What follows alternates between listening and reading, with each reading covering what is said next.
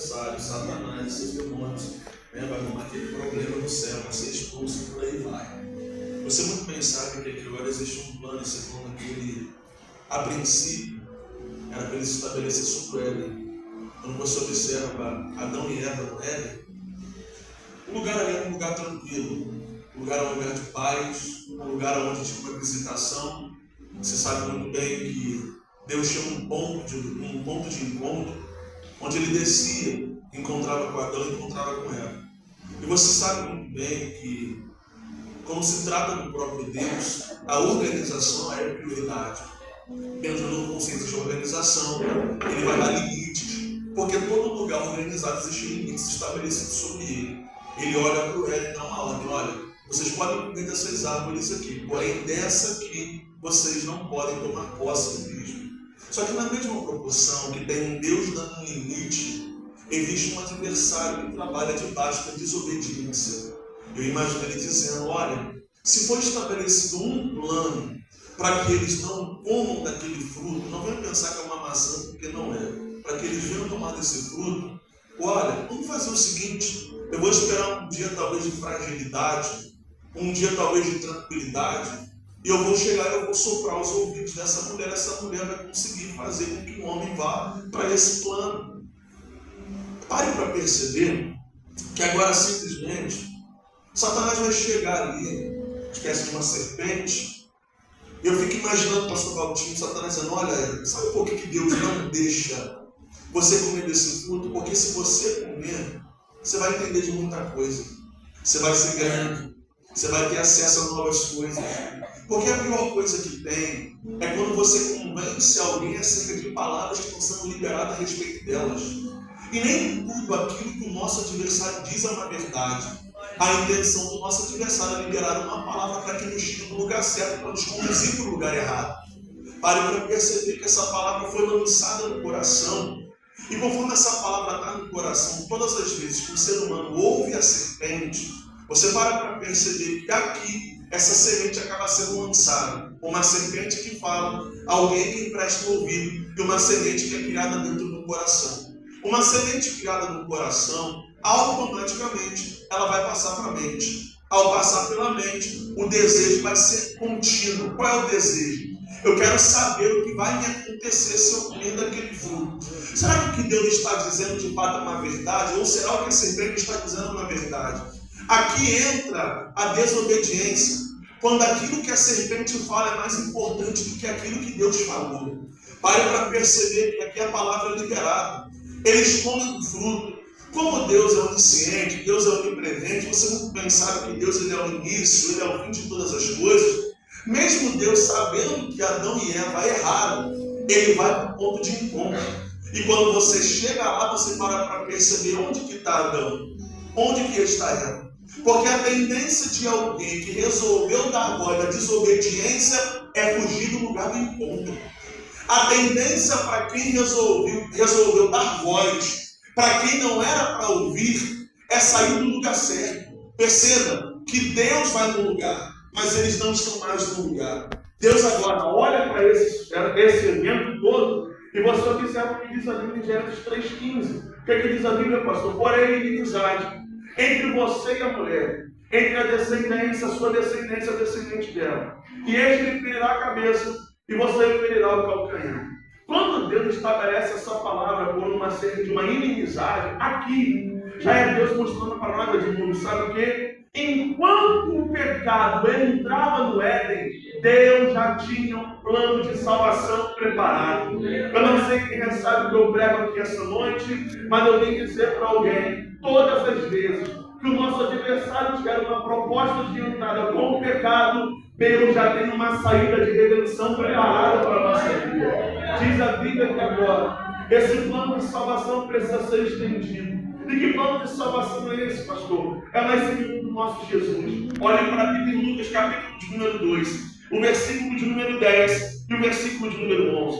O que diz a Bíblia, pastor Felipe? O anjo, porém, lhe disse: o quê? Não tenham medo, porque estou aqui para lhe trazer boas novas de grande alegria, e que ela será para todo o povo. Por quê, pastor? É que hoje, na cidade de Davi, lhe nasceu o Salvador, que é o Cristo, o Senhor. Mateus capítulo 1, versículo de número 21, você para perceber a Bíblia citando o que para nós?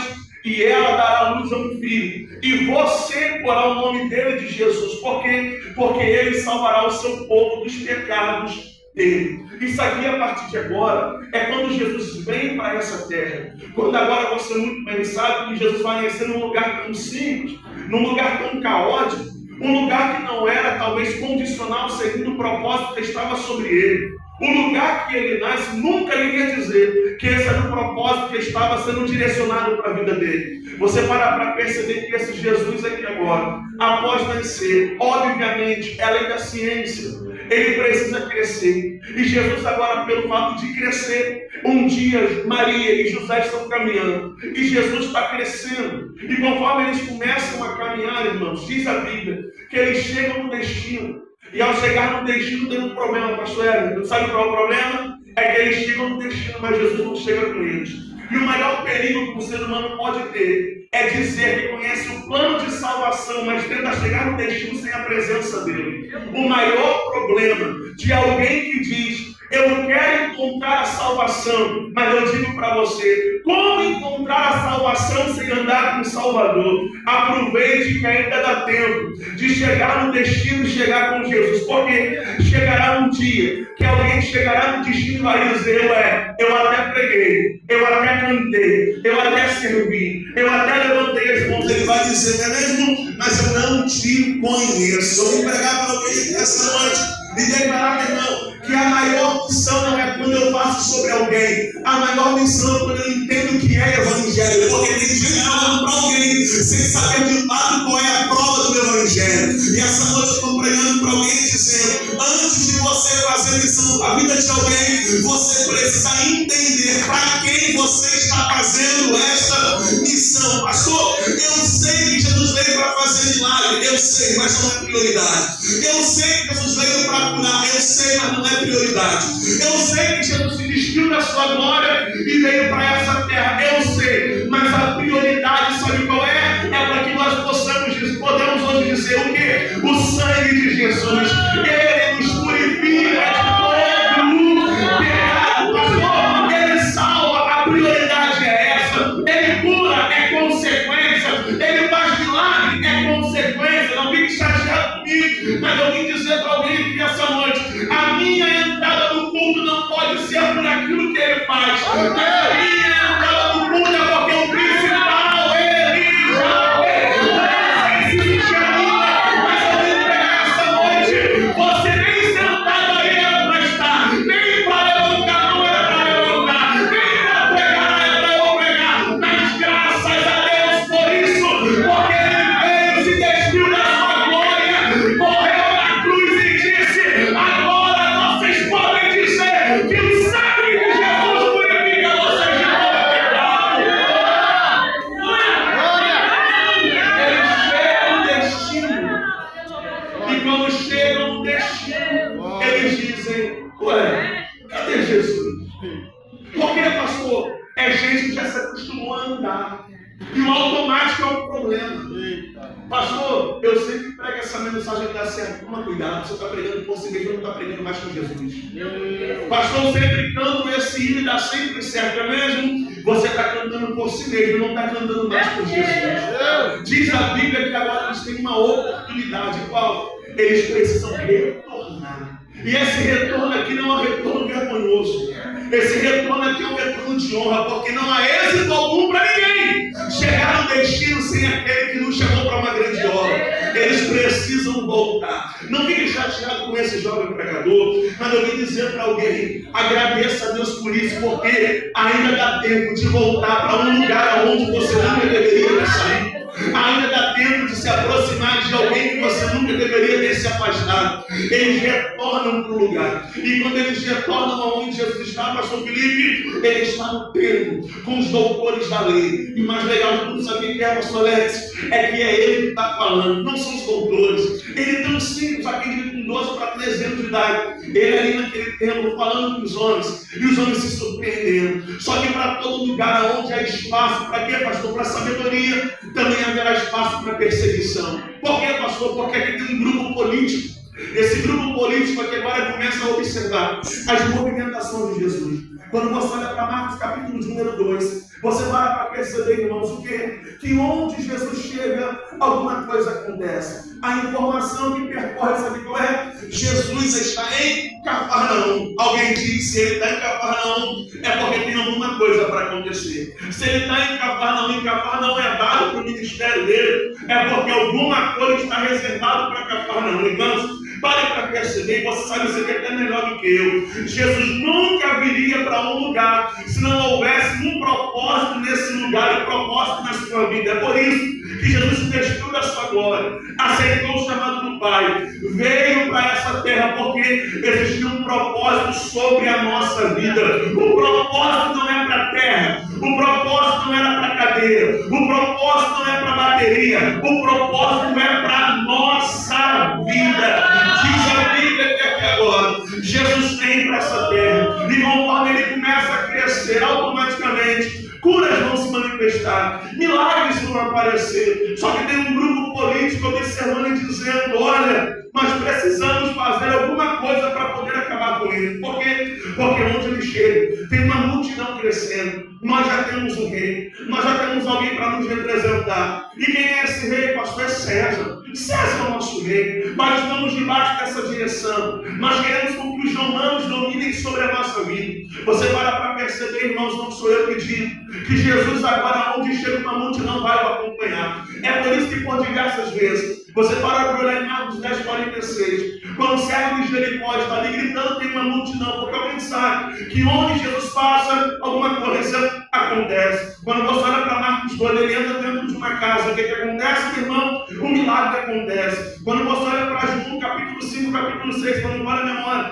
ele está pregando no deserto, e uma multidão está ali observando, dizendo: olha, a mensagem foi linda, mas todo mundo precisa se alimentar. Pastor, quando você olha para Lucas, capítulo de número 5, ele vai afastar o barco de Simão, ele prega porque tem uma multidão observando. Você para observar que onde Jesus chega, existe um espaço para a multidão. E não fique chateado comigo, mas eu preciso dizer para alguém o que é, pastor? Multidão não é sinal de aprovação. No meio da multidão tem quem lhe aplauda, mas no meio da multidão tem gente também que deseja a sua morte. No meio da multidão tem alguém que reconhece que você carrega, mas no meio da multidão sempre vai ter alguém que vai dizer: se depender de mim, ele não prega mais, se depender de mim, ele não canta mais, se depender de mim, ele não serve mais. Então, vem trazer uma alerta para a nossa vida. Nós precisamos tomar cuidado com as nossas prioridades.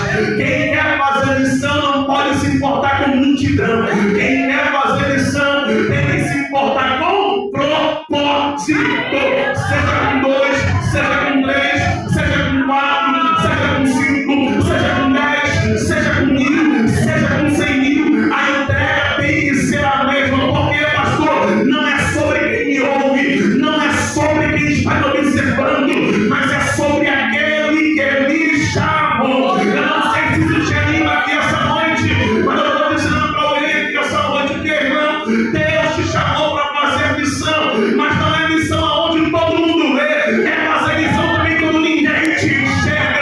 Fazer caridade para todo mundo ver não é fazer missão, é querer se apresentar e não fazer alguma coisa. Jesus veio para essa terra não foi para poder não ostentar nada com ninguém. Ele veio porque ele tinha propósito. Eu sei que vai doer um pouquinho, mas eu preciso pregar isso aqui para alguém. Quem tem propósito vai ser traído, quem tem propósito vai ser decepcionado, quem tem propósito vai ser vendido, mas o que interessa que diz a Bíblia que aquele que começou a palavra é o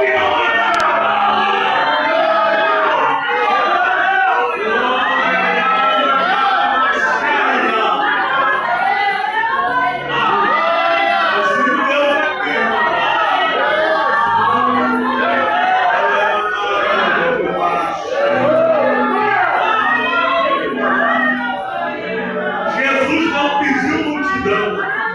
A multidão reconheceu que ele carregava. Eu vou repetir para você guardar no seu coração.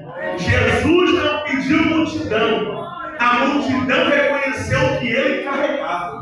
Quem quer fazer missão faz. Quem quer aparecer, você que vai procurar amigos. Jesus veio. E o legal, sabe qual é? É que Jesus, meus amigos pastores, ele tem a capacidade de fazer milagre com muita gente, com pouca gente também. Porque quem entende o valor de propósito é isso. É fazer quando todo mundo vê. E também fazer quando ninguém observa. Diz a Bíblia, não sou eu, que agora esse grupo vai querer observar Jesus. E aqui aparecem os discípulos. Esses discípulos aqui, você muito bem sabe, que Jesus vai chamando um a um. E o legal de tudo, legal, abre aspas e fecha aspas.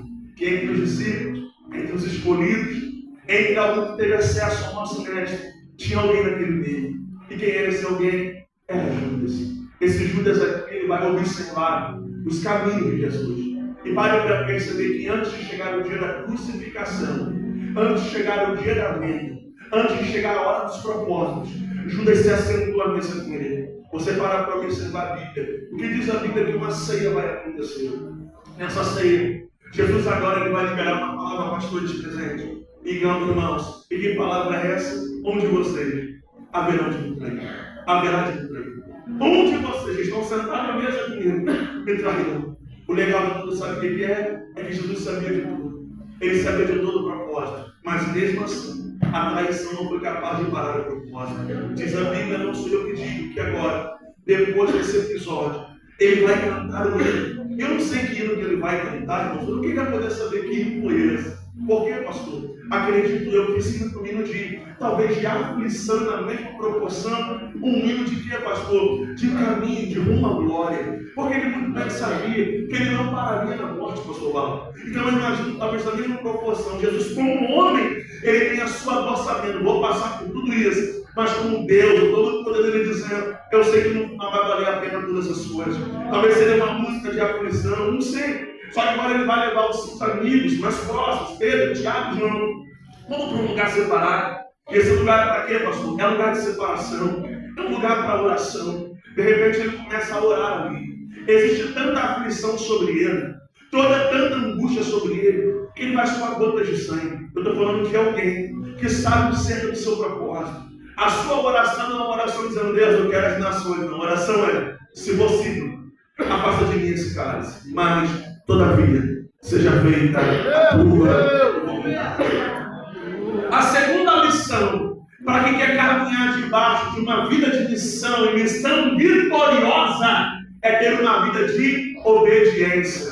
É às vezes eu não querer, mas sabendo que se Ele me chamou, até sem eu querer, eu vou ter que fazer algumas coisas. Pai, se possível, afasta de mim esse cálice, mas todavia seja feita a tua vontade. Para para perceber que ele sai daquele lugar. E quando ele volta para os discípulos estão, irmãos, está ali os homens dormindo. Ele olha para os homens e diz, olha, vigiem, para que vocês não caiam em tentação. Por quê, pastor? Vocês estão dormindo demais. E aqui tem um problema. Tem gente caminhando lá na pessoa certa. Tem gente que está no lugar certo. Só que ao invés de estar acordado, está fazendo o quê? Está dormindo. Só que quando eu olho para a vida, eu profetizo para quem recebe o quê, pastor? Desperta do que dormes. Levanta dentre os mortos. Por quê? Porque Cristo te esclarecerá. Não fique chateado comigo, mas eu preciso dizer para alguém, tem muita gente no lugar certo, mas dormindo no lugar onde era para estar acordado. Tem muita gente que vem para o culto, acorda aqui, mas quando o culto acaba, volta a dormir novamente. Tem muita gente que é muito boa para acordar, quando tem o instrumento na mão, mas quando o instrumento sai, o que acontece? Volta a dormir novamente. Não vou só pegar vocês, meus amigos músicos, agora eu venho para voltar também. Tem gente que é muito boa, está acordada com o microfone na mão, mas quando o microfone sai da mão, o sono vem também. Só que essa noite eu vim pregar para alguém dizendo que, pastor, vigiem para que vocês não caiam em tentação.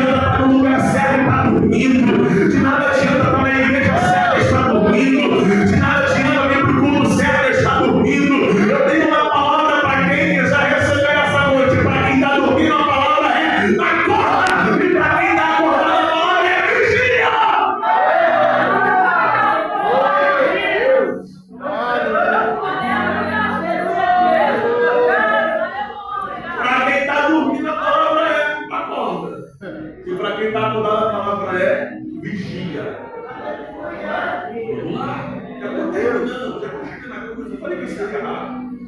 Diz a Bíblia, não eu, que por 3 vezes ele vai no lugar. E os homens estão fazendo o quê? Dormindo. Então, com uma pessoa séria, na hora da maior dor que ela está sentindo, eles estão fazendo o quê? Você volta dormindo. Isso mexeu muito comigo, porque na primeira vez ele dá uma ordem, na segunda vez ele dá uma ordem, e na terceira vez o que acontece? Já vai chegar na hora do filho do homem ser entregue. E tem gente que está dormindo demais, que quando tenta ter alguma reação, não entende que faz parte de um propósito. Todo crente que resolveu dormir onde era para estar acordado nunca vai entender o propósito dentro de um ambiente. É por isso que a gente reclamando de tudo. O pregador falou demais, o cantor cantou demais. Um exemplo, hoje eu congregação de graça, homenagearam demais o pastor Ego. Não, meu irmão, é porque você está dormindo, você está reclamando de tudo. Quem resolveu dormir num lugar que era para estar acordado, sabe o que é? Ela sempre vai estar desalinhada com o que está acontecendo no ambiente. É por isso que ele diz: olha, acorde, desperte o poder. Porque agora chegou a hora do filho do homem ser entregue. Ele dizendo: era para vocês acordarem e vocês estão dormindo. O que acontece? Pedro agora tem o tamanho de alguém ligado. Ele mete a mão na espada, ele corta a orelha de mal. E aqui é a maior prova que o Evangelho veio para colocar no lugar o que está fora do lugar. Porque enquanto Simão, a sua humanidade, está dizendo: comigo é assim mesmo, é espada, é morte, mas não toca no meu Cristo. Eu disse: mano, deixa eu dizer uma coisa para você. Você acha que se eu não orasse, uma legião de anjos vinha aqui para poder me proteger? Ou se não, eu não quero a tua ajuda, eu só queria a tua vigilância. Vai apertar um pouquinho, mas não vem chatear comigo. Deus não quer a tua ajuda, Ele só quer a tua vigilância. Não tem que estar comigo, pastor. É comunicação de graça, eu quero comer boé, mas vai comer vigilante. Pastor, eu quero tomar refrigerante, vai tomar refrigerante vigilante. Porque, pastor, se você dormir no ponto do adversário, vai acabar com a tua alma, vai acabar com a tua casa, vai acabar com a tua família. E não adianta meter a mão na espada, porque ela é vigilante.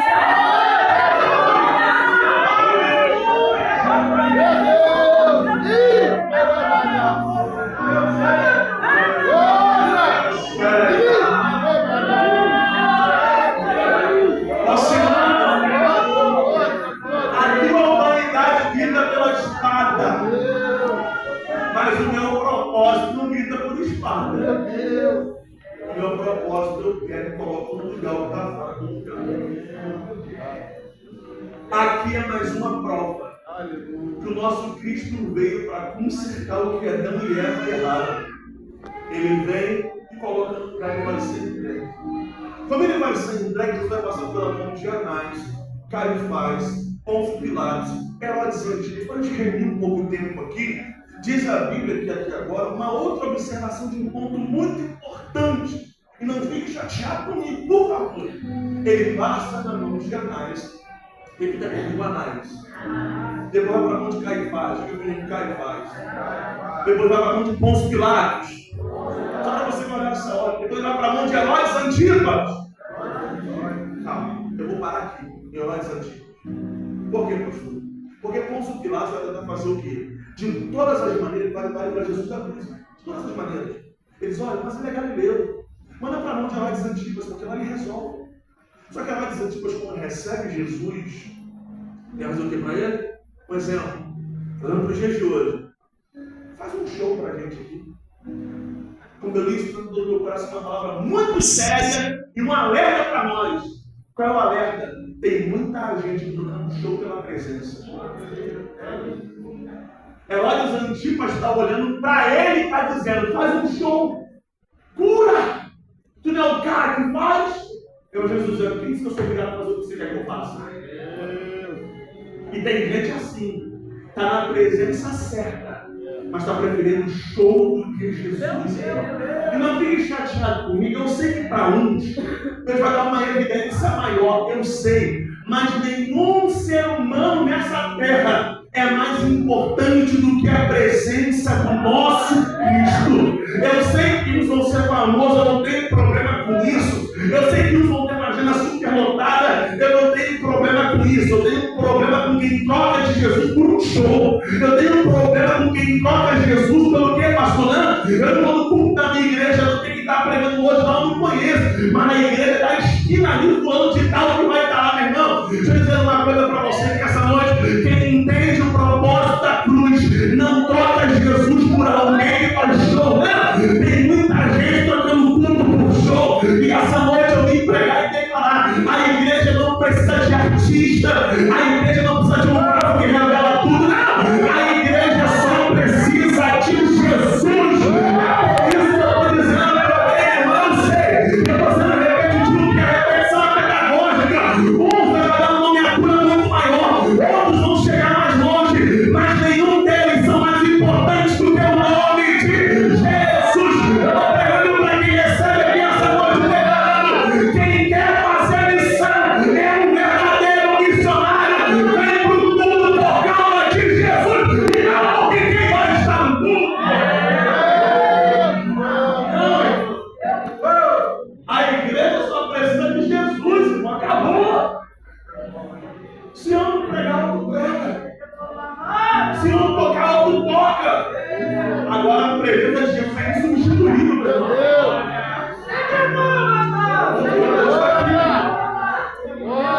A presença de Jesus ninguém substitui, irmão. A Herodes Antipas o povo à frente do nosso Cristo. E aí diz a Bíblia que ele faz o quê? Volta para a mão de Pôncio Pilatos. Quando ele volta para a mão de Pôncio Pilatos, aqui agora, irmãos, é muito simples. Eu cortei algumas coisas aqui. Quando ele volta para a mão de Pôncio Pilatos, diz a Bíblia, não eu, que agora simplesmente é um episódio para nós, para ser o ápice de todas as coisas. Ele vai ser açoitado. Você sabe que é a festa da Páscoa. E pelo fato de ser a festa da Páscoa, existe uma oportunidade. E que oportunidade é essa? Existe a possibilidade de liberação de um prisioneiro. Por mais uma vez, Pôncio Pilatos vai tentar, irmãos, favorecer o nosso Jesus. Como? Imagina ele dizendo, pastores e igreja: eu vou pegar o pior dos piores e vou trazer para cá. Porque todo mundo sabe que Barrabás é um malfeitor. Mas esse Jesus aí, por uma questão política, né, os homens arrumam um problema com ele. Com certeza, quando eu apresentar um ou outro, vão querer que libere Jesus. Só que de repente, irmãos, quando ele coloca um e outro, diz a Bíblia, não eu. Que agora simplesmente o povo vai gritar o quê? Solta Barrabás. O que o povo está dizendo entre eles, sabe o que é? Nós não estamos nem aí para aquilo que ele é. Nós não estamos nem aí para aquilo que ele representa. Nós somos a favor de um grupo político. Eu não vou falar de política, por favor. Nós somos a favor de um grupo político. E nosso favorecimento por esse grupo político é da seguinte maneira: nós queremos que o Senhor libere Barrabás. Eles sabe o quê? Esse Cristo aí é pior do que um malfeitor. Esse Jesus aí é pior do que um ladrão. Esse Jesus aí é pior do que um escravo. Esse Jesus aí é pior do que todas as coisas. O que acontece, sabe o que é? Uma pergunta é feita: e aí? Já que eu vou liberar Barrabás, o que eu faço com ele? De repente a multidão começa a gritar o quê? Crucificam. Não fique chateado comigo, mas o que mais vai saber o que é? É que a mesma multidão que um dia gritou Hosana, é a mesma que agora está gritando, sabe o quê? Crucificam. A mesma multidão que um dia disse Hosana, agora está gritando crucifica ele. Esse homem agora vai lavar as suas mãos. Quando ele lava as suas mãos, ele diz: olha, a partir de agora eu não tenho mais nada a ver com isso. O nosso Cristo vai apanhar. O nosso Cristo vai ser açoitado. E agora existe para ele um propósito. Olha para João 19:17. E Jesus, carregando ele mesmo a sua cruz, saiu para um lugar chamado Calvário, Gólgota em hebraico. 19:18. Ali, o crucificaram com ele outros dois, um de cada lado. E Jesus no meio. Pare para perceber que Jesus vai ter uma caminhada. E nessa caminhada aqui aparece o nome Simão Cirineu. Esse Simão Cirineu aqui, irmão, simplesmente é festa da Páscoa. Na sua concepção, estava ali para oferecer um sacrifício tão simples. Só que de repente ele nem sabia, pastor. Só que ele estava andando do lado do caminho do próprio sacrifício vivo. Diz a Bíblia, não eu, que agora Jesus chega no destino. Quando ele chega no destino, vão pegar suas mãos, vão pegar seus pés e vão prender na cruz do Calvário. Pegam os pregos, colocam sobre a sua mão, suas mãos, pegam os pregos e colocam sobre os seus pés. E agora eles vão fazer o quê? eles pegam uma placa escrito Jesus de Nazaré, o Rei dos Judeus. Como, pastor? Em grego, em hebraico e em latim. Quando eles colocam isso, eles dizem: olha, se esse Cristo está aqui, quem passa vai ver o morto. Quem passa vai ver na cruz do Calvário. Você muito bem sabe, segundo a Bíblia Sagrada, quando se trata da morte por crucificação, existe um problema muito grande de extrema maldade. Olha para Deuteronômio 21, 23, olha o que diz a Bíblia: o seu cadáver não deve permanecer na madeira durante a noite, é preciso sepultá-lo no mesmo dia, pois o que for pendurado no madeiro é maldito de Deus. Assim, vocês não contaminaram a terra que o Senhor seu Deus lhe dará por herança. O pastor não me convenceu. Gálatas 3,13. Cristo nos resgatou da maldição da lei, fazendo-se Ele próprio a maldição em nosso lugar, porque está escrito: maldito é todo aquele que for pendurado em um madeiro. Para perceber, irmãos, que olhassemos para o nosso Cristo, diria: Ele não é Jesus, Ele não é rei nada, pelo contrário, Ele é um maldito que está morrendo na cruz do Calvário. Só que você para perceber que quando alguém colocar uma escrita sobre a sua cabeça, Jesus de Nazaré, eu me atrevo a dizer aqui essa noite, irmão, que essa aqui foi uma escrita errônea. Por quê? Porque ele não é somente Jesus de Nazaré, o Nazaré dos reis dos judeus, não. Ele é quem? O rei dos reis, e ele é Senhor dos senhores. Irmãos, eu não sei quem nessa Bíblia eu trago aqui essa noite, mas irmão, talvez alguém dizia: esse aí é o rei dos judeus. Eu olho para a Bíblia, Romanos 5,8, mas Deus prova o seu próprio amor para conosco pelo fato de Cristo ter morrido por nós quando ainda éramos pecadores. Eu não sei se dá para você levantar as mãos para receber essa palavra, mas eu declaro 1 Pedro 2,24, que pastor, carregando Ele mesmo em seu corpo sobre o madeiro os nossos pecados, para que nós, mortos para os pecados, vivamos para a justiça, e pelas feridas dele nós fomos sarados. Enquanto ele sangrava, ele gritava: pastor, é meu amor, é por você, atinue, é por vocês. Eu não sei se já anima aqui essa noite, mas quando alguém abriu a boca e disse: ele levou sobre si as nossas dores, ele levou sobre si as nossas enfermidades, ele levou sobre si nossas angústias, e pelas pisaduras dele nós somos sarados. Eu não para quem recebe aqui essa noite declarando: você não carrega o peso do pecado, você é tomado para um banho de sangue.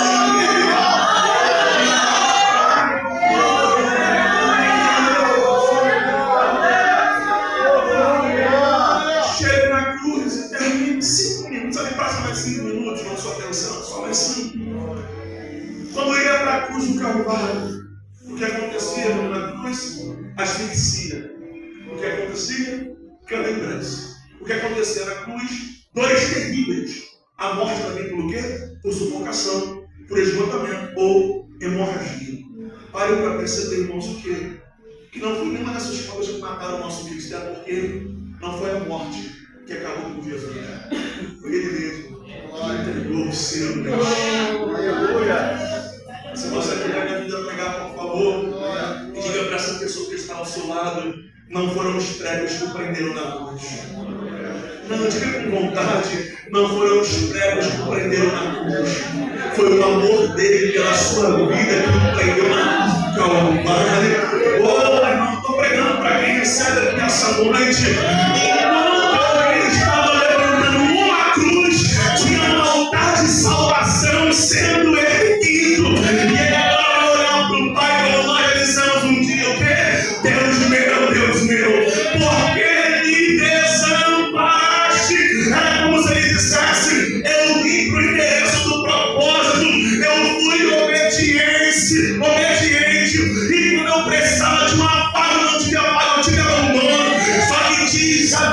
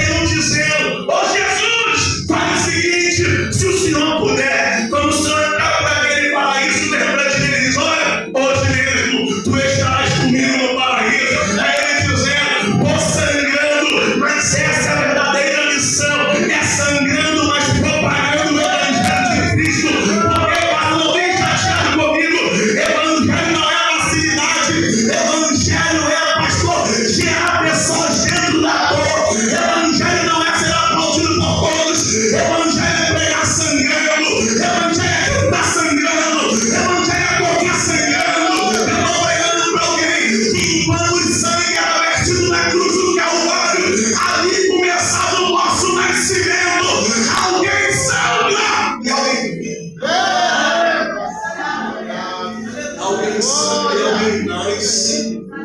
Diz a Bíblia que agora eu termino. Pode ficar de pé, pastores? Tem que estar aí. Estamos empolgados.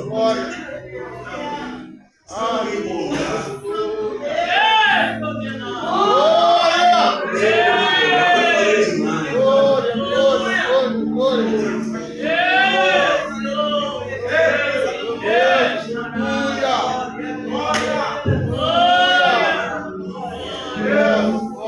João 19:30.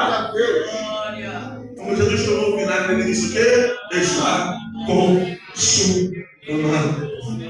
E ele, inclinando a sua cabeça, entregou o Espírito. Não foi a morte que encontrou com Jesus. Foi ele mesmo que disse: o Pai, ela está consumado.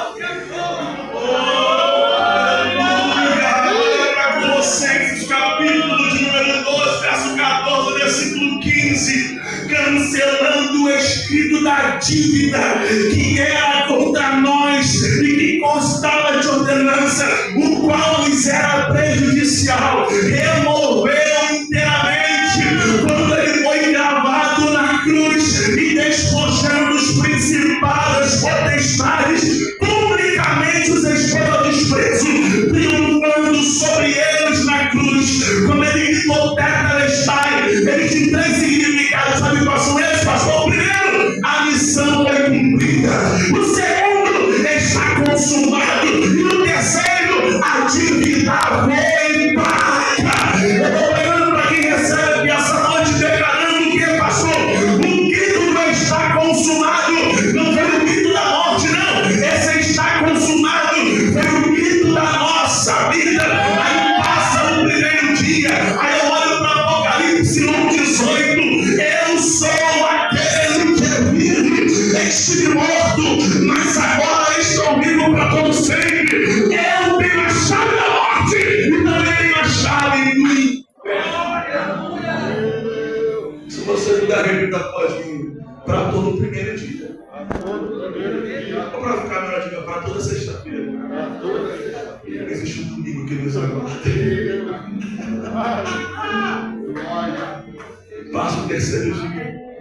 A gente ganha tempo. João 14:1-3. Não se turbe o vosso coração.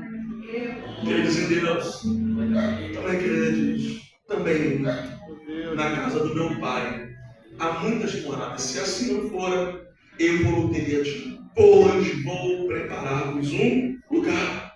E quando eu for vos preparar um lugar, voltarei e vos receberei para mim mesmo, para que onde eu estou, esteja vós também.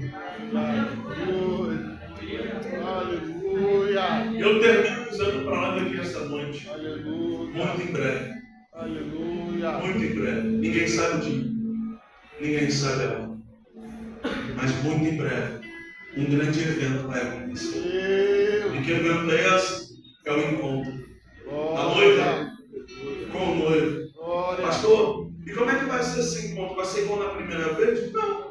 Porque na primeira vez, irmão, vai ser em Belém, um lugar simplesinho. Na sua volta, na segunda vinda de Jesus, pastor, ele vai vir triunfando em poder e muita glória. Na sua primeira vinda, ele veio correr como uma ovelha muda, caminhando em direção a ouro. Mas na sua volta, ele vai vir como Rei dos Reis, e Senhor. Na primeira vida, ele veio para morrer na cruz do Calvário, para que eu pudesse dizer: hoje eu não sou mais escravo do pecado, eu sou livre. E na segunda vida, ele vai vir para buscar a sua igreja lavada e remida pelo sangue de Jesus. Na primeira vida, ele foi humilhado, mas na segunda vida, ele será glorificado. É por isso